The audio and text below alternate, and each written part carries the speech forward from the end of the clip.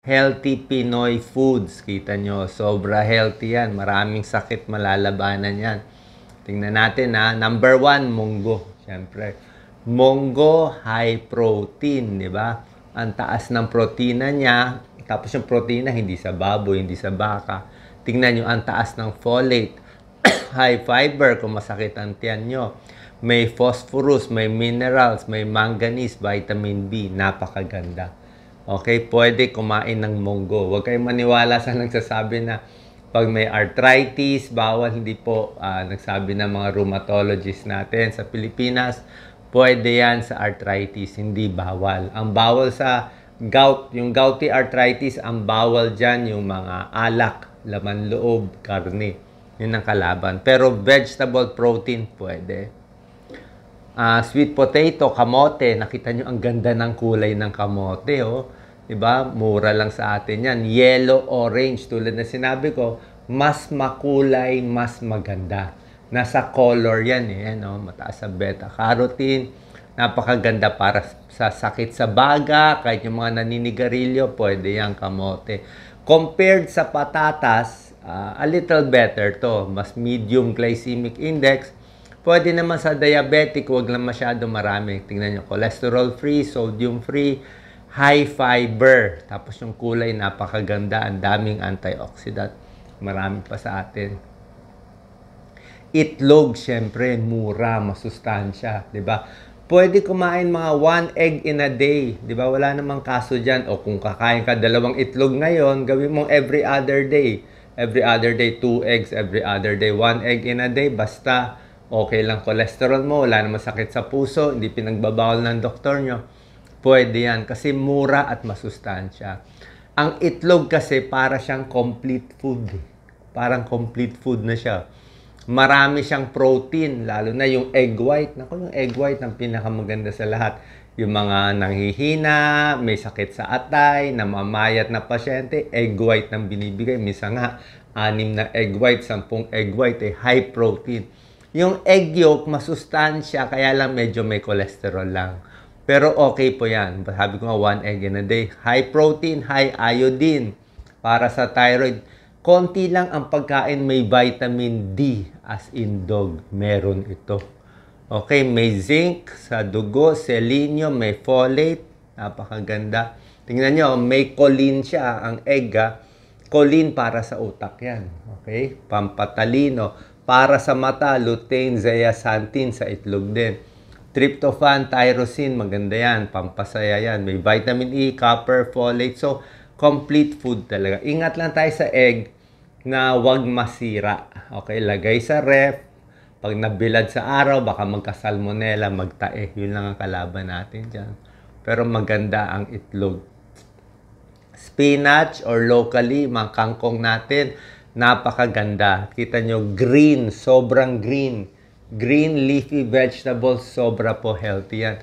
Parang si Popeye, di ba? Kumakain ng spinach, pampalakas. Tingnan nyo, saan mataas itong mga green leafy? Sa iron, mataas siya, o 15%. Magnesium, manganese, mataas siya. Copper, mataas siya. Potassium, meron din siya. 12% daily needs ito. Vitamin K, para sa dugo. Vitamin A, 52%. B9, vitamin C, meron din. So, talaga napakaganda ng kangkong.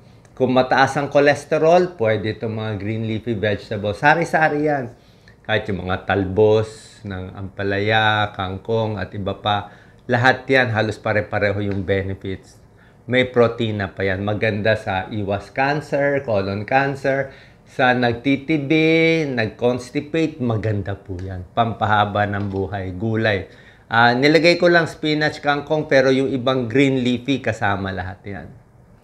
Tofu, di ba? Yung mga vegetarian, ito ang kinakain, di ba? Veggie meat, tokwa, tofu.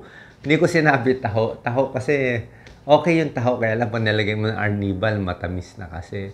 Pero yung tofu, napaka-healthy siya. Para sa buto, may high protein siya, okay? May iron siya for anemic, yan o, napakaganda. Iwas cancer din kasi nga vegetable protein siya para bumaba din yung cholesterol. At maraming vitamins, antioxidants, kompleto siya. Yan o, high fiber. high folate, high protein, napakaganda. Iba nga, veggie meat, di ba? Yung mga vegetarian, ito yung ginagawa nilang karne, ginagawang lasang karne. Sa Japan, puro tokwa. Ayan, Asian food. Sardinas. Yan, mura, masustansya, di ba? Ngayon, pagdating sa sardinas, ang medyo mag-iingat lang yung may gout. Pag sinabi kong gout, mataas ang uric acid, talagang namamaga. Yung tunay na arthritis, gouty arthritis, ibig sabihin mataas yung uric acid sa blood test. Yun ang medyo iwas sa sardines kasi mataas siya sa uric acid. Otherwise, pag ordinary arthritis ka lang naman, yung osteoarthritis, arthritis ng pagtanda, o yung mga sakit-sakit sa likod, hindi gout yun eh. Yan ang mga aging eh. Aging yon. So, dun sa ordinary osteoarthritis, na karamihan naman ng Pinoy, osteoarthritis lang, pwede ang sardinas. Bakit maganda sardinas?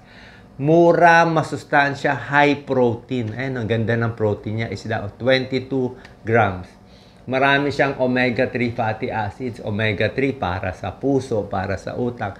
Tingnan nyo, ang dami niya. Oh. Vitamin B12, selenium, vitamin D. Sabi ko sa'yo, bihira lang pagkain may D. May phosphorus, may calcium, pati buto. Kakainin mo, may niacin, may iron, may potassium. Sobra siyang healthy. Kaya wag mamatahin yung mga sardines. Okay? Kung medyo maalat ang gawa, di wag nyo na lagyan ng mga asin o dagdag, di ba? Kung ano yan, haluan nyo pa ng gulay, di ba? Pwede nyo haluan ng gulay sa luto.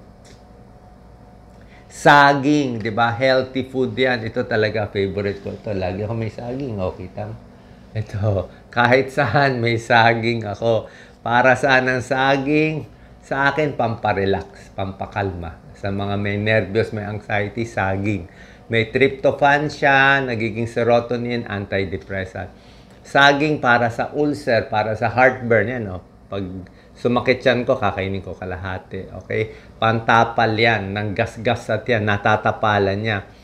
Pang-energy, pampalakas, okay? Mga tennis player, basketball player, pag ginutom ka sa daan, nahihilo ka, magko-collapse ka, hypoglycemia, saging pa rin. Pag ninenervyos ka, saging. Tsaka ang bilis baunin, no? Diba? Madali kainin. Kung apple, paano mo kakainin yung apple? Saging, napakaganda. At syempre, yung potassium ng saging. Pinapawisan, nagtatae, diba? Nadi-dehydrate, construction worker, yung mga talagang physical work, saging. Ano, ang taas ng potassium niya. Pag una yung numero, mataas siya.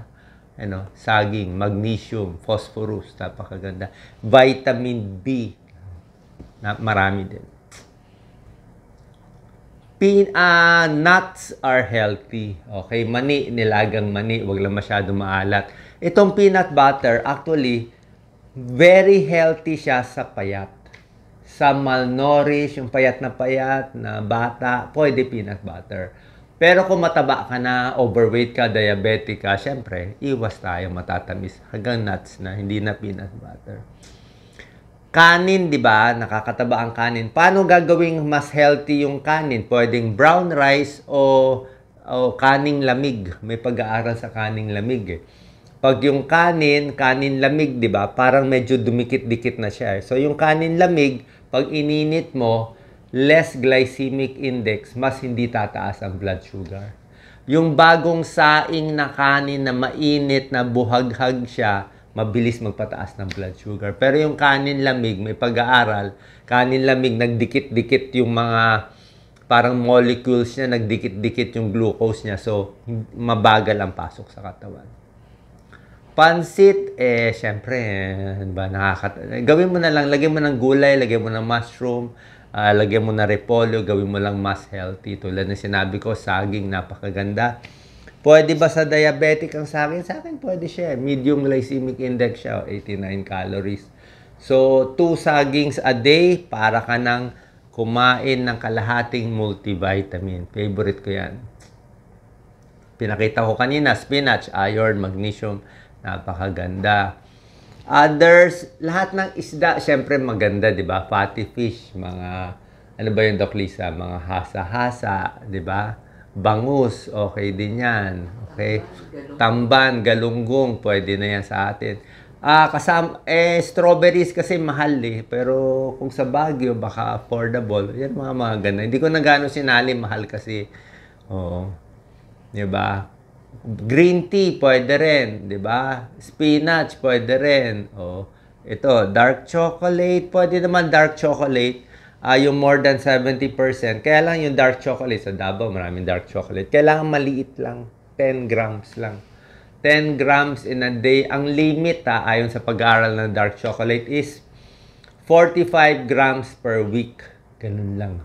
45 grams, maliit lang siya. Ganun lang siya. So, yung isang bar ng ganyan, 2 linggo mo kakainin yun. 2 linggo. Hindi mo pwede ubusin ng isang araw kasi konti lang. Pag sinobrahan mo yung dark chocolate, tataba ka. Wala na rin benefit. Dapat konti lang.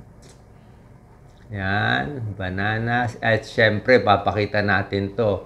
Yung mga yellow-orange food. Tulad na sinabi ko sa inyo, yan ang ginawa ng Diyos eh. Mas makulay yung pagkain, mas healthy siya. Yan oh. Mas yellow, mas orange. Like ito, bell pepper. Like yan, corn, lahat yan. Mas yellow, mas orange, mas maganda. Okay?